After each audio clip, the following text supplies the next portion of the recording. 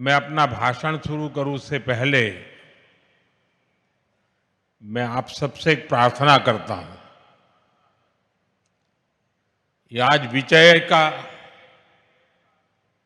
आज का जो दिवस है एक प्रकार से विकास के उत्सव का दिवस है और ये सिर्फ असम नहीं, पूरे नॉर्थ ईस्ट के विकास का उत्सव है। और इसलिए मेरी आपसे प्रार्थना है कि अपना मोबाइल फोन निकालिए, उस पर फ्लैश लाइट चालू कीजिए और सबके सब इस विकास उत्सव में भागीदार बनिए। हर एक के मोबाइल फोन का लाइट जलना चाहिए। देखिए तालियों की गूंज से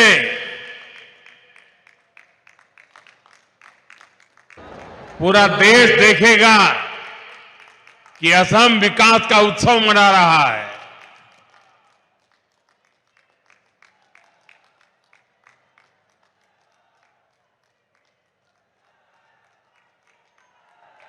जब विकास का प्रकाश पहुंचता है तो जिंदगी की हर राह नई ऊंचाइयों को छूने लग जाती है। बहुत बहुत धन्यवाद सबका।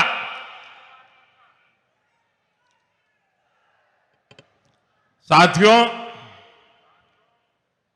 असम की धरती से मेरा लगाव, यहां के लोगों का प्यार और स्नेह और खासकर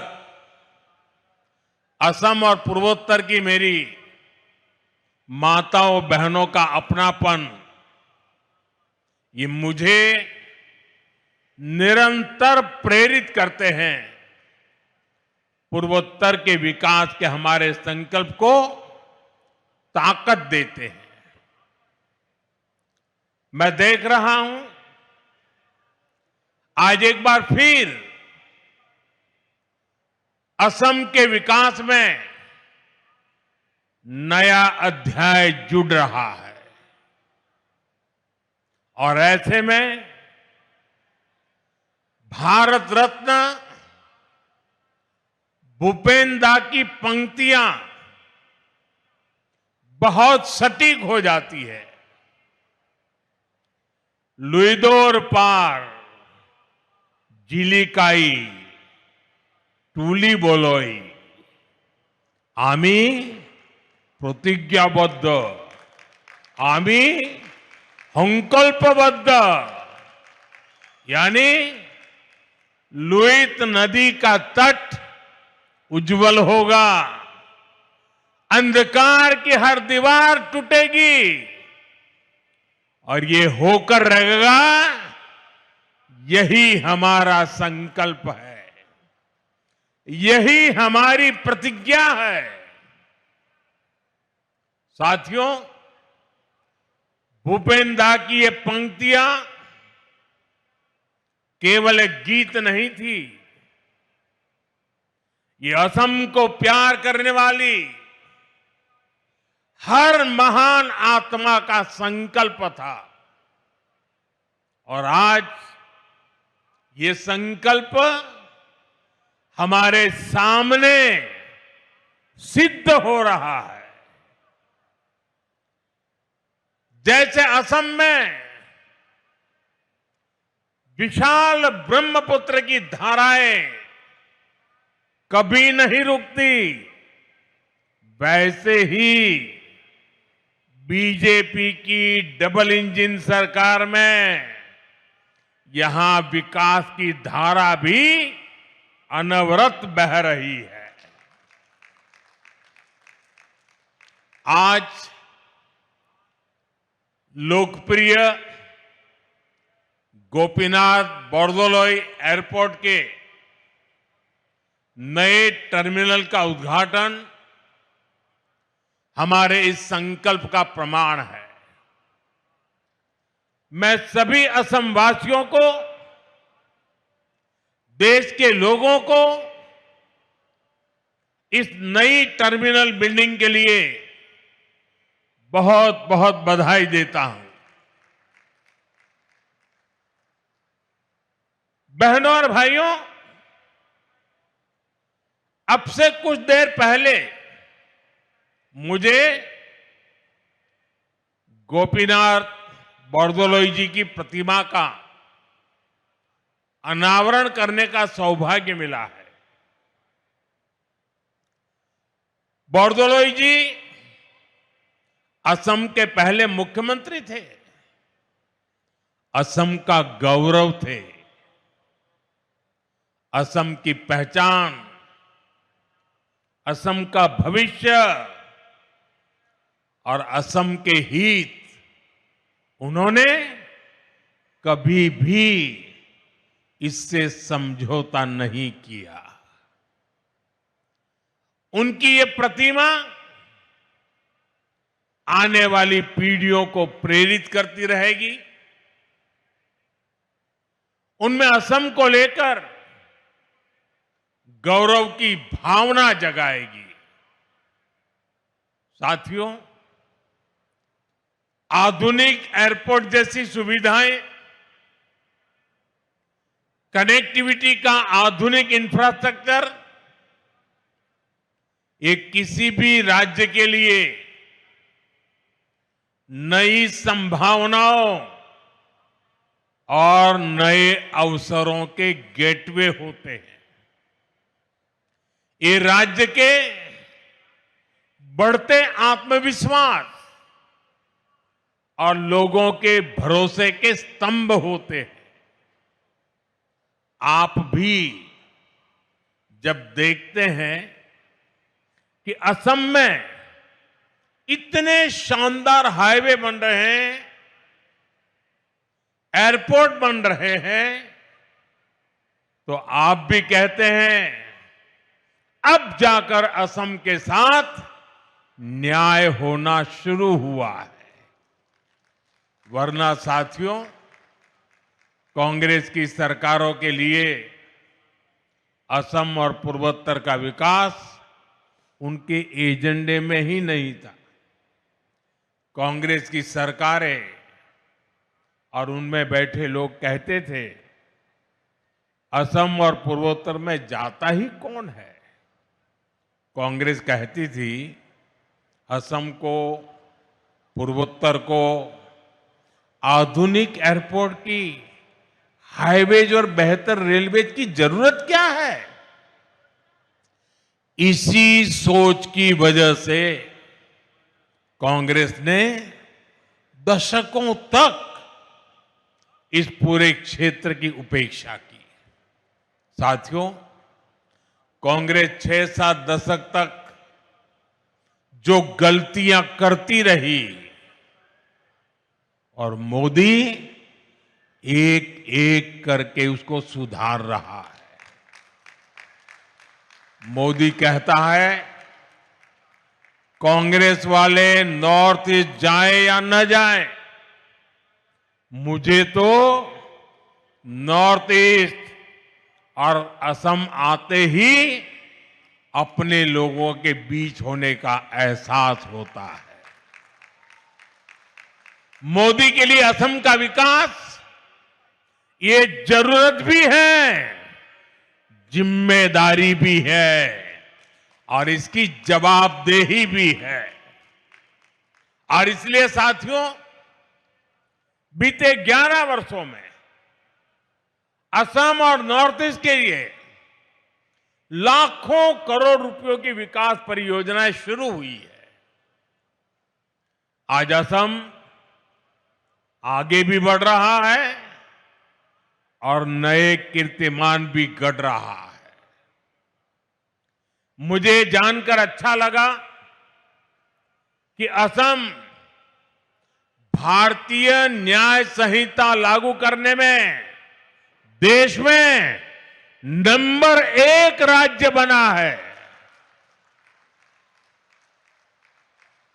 असम ने 50 लाख से ज्यादा स्मार्ट प्रीपेड मीटर लगाकर भी एक नया रिकॉर्ड बनाया है। कांग्रेस के समय में असम में बिना पर्ची, बिना खर्ची के सरकारी नौकरी मिलना असंभव था, लेकिन आज यहां हजारों युवाओं को बिना पर्ची, बिना खर्ची नौकरी मिल रही है। भाजपा की सरकार में असम की संस्कृति को हर मंच पर बढ़ावा दिया जा रहा है। मैं भूल नहीं सकता जब पिछले साल 13 अप्रैल को गुवाहाटी स्टेडियम में 11,000 से ज्यादा कलाकारों ने एक साथ बिहू नृत्य किया था। इस घटना को गिनीज वर्ल्ड रिकॉर्ड में दर्ज किया गया है। ऐसे ही नए रिकॉर्ड बनाते हुए असम तेजी से आगे बढ़ रहा है। साथियों, अब इस नई टर्मिनल बिल्डिंग से गुवाहाटी और असम की क्षमता और ज्यादा बढ़ जाएगी। इस टर्मिनल पर हर साल करीब 1.25 करोड़ से ज्यादा यात्री सफर कर सकेंगे, यानी बड़ी संख्या में पर्यटक भी असम आ सकेंगे। श्रद्धालुओं के लिए मां कामाख्या के दर्शन की सुविधा भी आसान हो जाएगी। इस नए एयरपोर्ट टर्मिनल में कदम रखते ही ये साफ दिखता है विकास भी और विरासत भी, ये मंत्र के मायने क्या है। इस एयरपोर्ट को असम की प्रकृति और संस्कृति को ध्यान में रखकर गढ़ा गया है। टर्मिनल के अंदर हरियाली है, इंडोर फॉरेस्ट जैसी व्यवस्था है, चारों तरफ प्रकृति से जुड़ा डिजाइन है। यहां आने वाला हर यात्री सुकून महसूस करे। इसकी बनावट में बांस का खास इस्तेमाल किया गया है। बांस असम के जीवन का अभिन्न हिस्सा है। वो यहां मजबूती भी दिखाता है और खूबसूरती भी। और दिल्ली में बैठे हुए भूतकाल की सरकारों को ये बंबू क्या है इसकी पहचान भी नहीं थी। आप हैरान होंगे, 2014 में आपने मुझे काम दिया, उसके पहले हमारे देश में एक कानून था। ये कानून ऐसा था कि आप बंबू को काट नहीं सकते। अब कोई मुझे समझाए भाई, क्यों? क्योंकि उन्होंने कह दिया बंबू एक ट्री है, वृक्ष है, और जब एक बार वृक्ष कह दिया तो फिर सारे दरवाजे बंद हो गए। जबकि बाम्बू दुनिया मानती है कि ये एक पौधा है, और हमने कानून हटाया और ग्रास की कैटेगरी में जो सचमुच में बंबू की पहचान है उसमें लाया, और तब जाकर के आज ये बाम्बू से इतनी बड़ी भव्य इमारत निर्माण हुई है। और आज अगर आप सोशल मीडिया देखोगे तो दुनिया भर में भारत के एयरपोर्ट की रचनाओं की चर्चा हो रही है। साथियों, इंफ्रास्ट्रक्चर के इस विकास का बहुत बड़ा संदेश भारत की विकास यात्रा की पहचान बन रहा है। इससे उद्योगों को बढ़ावा मिलता है, निवेशकों को कनेक्टिविटी का भरोसा मिलता है, लोकल प्रोडक्ट्स को दुनिया भर में पहुंचाने का रास्ता खुलता है, और सबसे बड़ा भरोसा उस युवा को मिलता है जिसके लिए नए अवसर पैदा होते हैं। और इसलिए आज हम असम को असीम संभावनाओं की इस उड़ान पर आगे बढ़ते देख रहे हैं। साथियों, आज भारत को देखने का दुनिया का नजरिया बदला है और भारत की भूमिका भी बदली है। भारत अब दुनिया की तीसरी सबसे बड़ी अर्थव्यवस्था बनने जा रहा है। 11 साल के भीतर भीतर ये कैसे हुआ? साथियों, इसमें बहुत बड़ी भूमिका आधुनिक इंफ्रास्ट्रक्चर के विकास की है। भारत 2047 की तैयारी कर रहा है। विकसित भारत के संकल्प को सिद्ध करने के लिए हम इंफ्रास्ट्रक्चर पर फोकस कर रहे हैं। और सबसे अहम बात यह है कि विकास के इस महान अभियान में देश के हर राज्य के हर क्षेत्र की भागीदारी है। हम पिछड़ों को प्राथमिकता दे रहे हैं। देश का हर राज्य एक साथ प्रगति करे और विकसित भारत के मिशन में अपना योगदान दे। हमारी सरकार इस दिशा में काम कर रही है और मुझे खुशी है कि आज असम और पूर्वोत्तर हमारे इस मिशन का नेतृत्व कर रहे हैं। हमने एक्ट ईस्ट पॉलिसी के जरिए पूर्वोत्तर को प्राथमिकता दी और आज हम असम को भारत के ईस्टर्न गेटवे के रूप में उभरता देख रहे हैं। असम भारत को आसियान देशों से जोड़ने के लिए ब्रिज की भूमिका निभा रहा है। ये शुरुआत अभी बहुत आगे तक जाएगी और असम कई क्षेत्रों में विकसित भारत का इंजन बनेगा। साथियों, आज असम और पूरा नॉर्थ ईस्ट भारत के विकास का नया प्रवेश द्वार बन रहा है। मल्टी मॉडल कनेक्टिविटी के संकल्प ने इस क्षेत्र की दिशा और इसकी दशा दोनों बदली है। असम में नए पुल बनाने की रफ्तार, नए मोबाइल टावर लगाने की स्पीड, विकास के हर काम की गति सपनों को हकीकत में बदल रही है। ब्रह्मपुत्र पर बने पुलों ने असम की कनेक्टिविटी को नई मजबूती और नया आत्मविश्वास दिया है। आजादी के बाद के 6-7 दशक में यहां केवल 3 बड़े पुल बन पाए थे, लेकिन पिछले 1 दशक में 4 नए मेगा ब्रिज पूरे किए गए हैं। इनके अलावा कई ऐतिहासिक परियोजनाएं आकार ले रही है। बोगीबील और ढोला सदिया जैसे सबसे लंबे पुलों ने असम को रणनीतिक रूप से और अधिक सशक्त बना दिया है। रेलवे कनेक्टिविटी में भी एक क्रांतिकारी बदलाव आया है। बोगीबील ब्रिज के शुरू होने से अपर असम और देश के बाकी हिस्सों के बीच की दूरी सिमट गई है।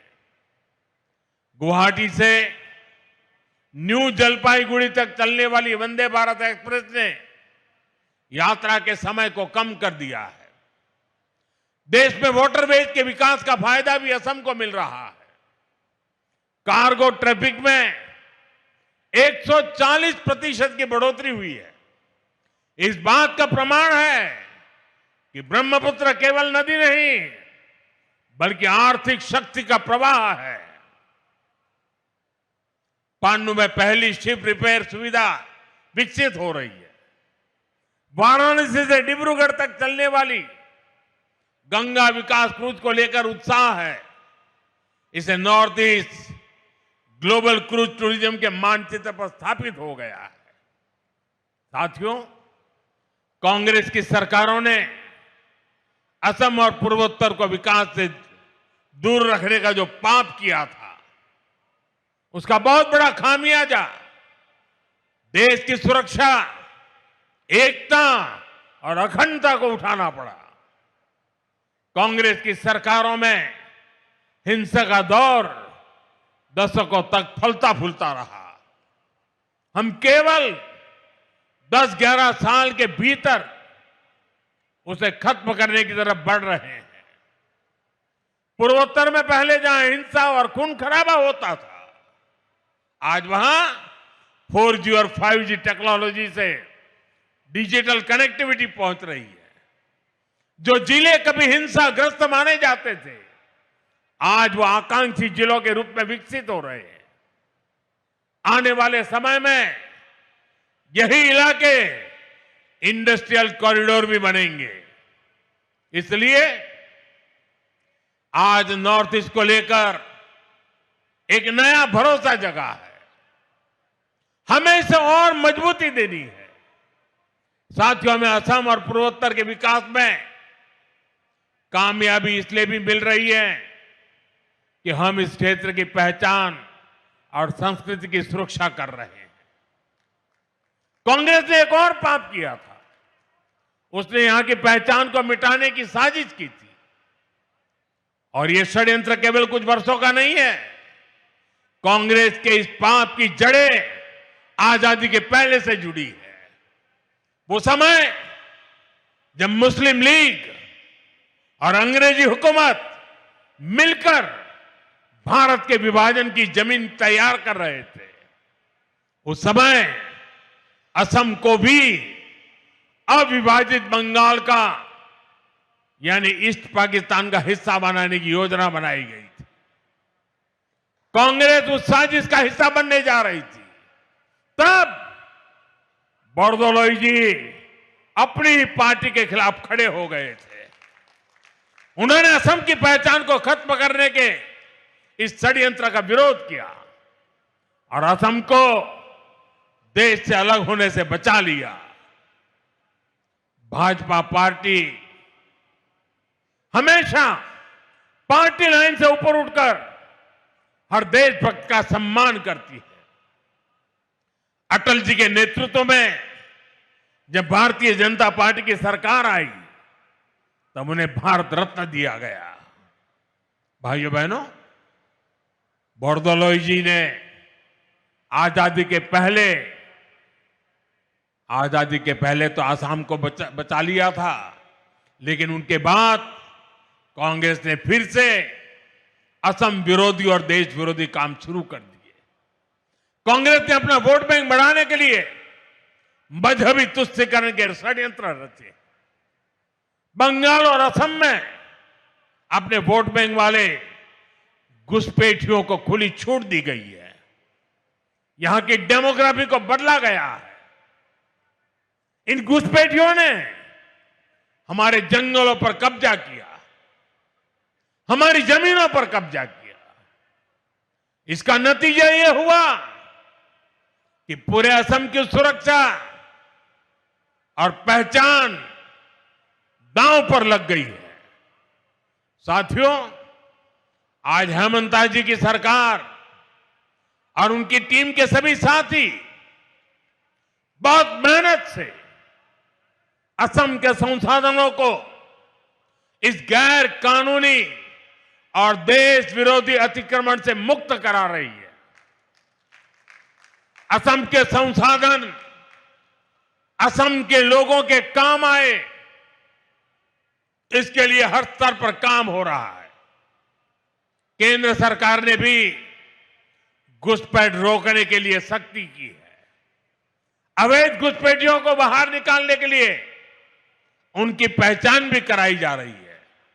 लेकिन भाइयों बहनों, कांग्रेस पार्टी और इंडी गठबंधन के लोग खुलकर देश विरोधी एजेंडे पर उतर आए हैं। देश का सुप्रीम कोर्ट तक घुसपैठियों को बाहर करने की बात कर चुका है, लेकिन ये लोग घुसपैठियों के बचाव में बयानबाजी कर रहे हैं। इनके वकील कोर्ट में घुसपैठियों को बचाने की पैरवी कर रहे हैं। चुनाव आयोग निष्पक्ष चुनाव के लिए एसआईआर की प्रक्रिया कर रहा है, तो इन लोगों को देश के हर कोने में तकलीफ हो रही है। ऐसे लोग असमिया भाई बहनों के हितों को नहीं बचाएंगे। ये लोग आपकी जमीन और जंगलों पर किसी और का कब्जा होने देंगे। इनकी देश विरोधी मानसिकता पुराने दौर की हिंसा और अशांति वाले हालात पैदा कर सकती है। और इसलिए मेरे आसाम के भाई बहन, हमें बहुत सावधान रहना है। जिस असम की अस्मिता के लिए बोरदोलोई जी जैसे लोगों ने जीवन भर अपना सब कुछ न्यौछावर किया, हमें उसकी रक्षा करनी है। असम के लोगों को एकजुट रहना है। हमें असम के विकास को डिरेल होने से बचाना है। कांग्रेस के षड्यंत्रों को पल पल कदम कदम पर विफल करते रहना है। साथियों, आज दुनिया भारत की ओर उम्मीद से देख रही है। भारत के भविष्य का नया सूर्योदय पूर्वोत्तर से ही होना है। इसके लिए हमें साथ मिलकर अपने सपनों के लिए काम करना होगा। हमें असम के विकास को सबसे आगे रखकर चलना होगा। मुझे विश्वास है हमारे ये सामूहिक प्रयास असम को नई ऊंचाई पर ले जाएंगे। हम विकसित भारत के सपने पूरा करेंगे और विकसित असम से विकसित भारत का रास्ता बनने वाला है। इसी कामना के साथ मैं एक बार फिर नए टर्मिनल की बधाई देता हूं। आप सबका बहुत बहुत धन्यवाद। मेरे साथ बोलिए, वंदे